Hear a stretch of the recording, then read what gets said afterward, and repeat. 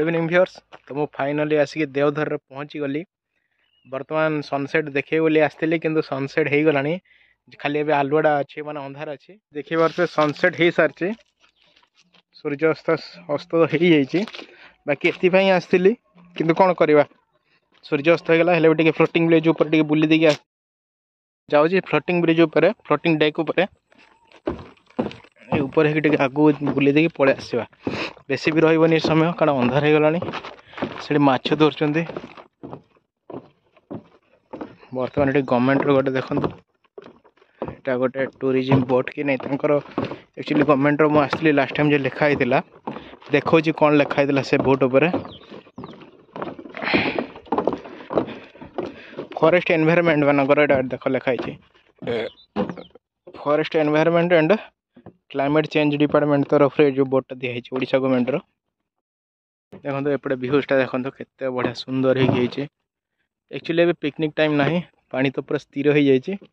Actually मुझे जो last time आसती पानी बहुत थिला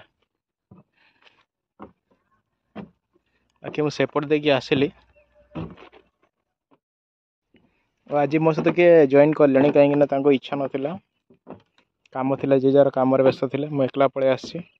वर्तमान 6टा बाजिला घड़ी रे संध्यार एरिया बाहर जावा ठीक रहिबो। तो बाकी मो रिटर्न होची बाकी सेपट देखिए मुझे आसली सेपटे रूट जो गछ देखा गछ सेपटे सब रूट अच्छी ऊपर सेपटे देखिए मुझे आसली इनफॉरमेशन रिटर्न मत राउरकेला पड़गला around 48 kilometre from Rourkela and then गोटे जिन कहीदेवी टाइम ये जगह को आसतुनि कहीं पिकनिक सीजन ना बर्तमान पर पूरा खाली एरिया जंगल एरिया टे पछड़ा देखा दूसरी केमती जंगल है जगह सुनसान एरिया किसी ना दूर गाँ अच्छे पछपटे गाँ अच्छे गोटे गाड़ी आसूँ तो आम रिटर्न भी जाऊँ। बर्तमान देखते सुनसान एरिया ये पछटे पहाड़ एपट देखिए आसली से एमती टाइम केवल आसबे क्या नहीं आसवे फिलहाल मुझे तो सोलो राइड ही करी आज एवं जीबी भी सोलो। बाकी वीडियो भल लगे लाइक शेयर एंड सब्सक्राइब करदे। Thank you.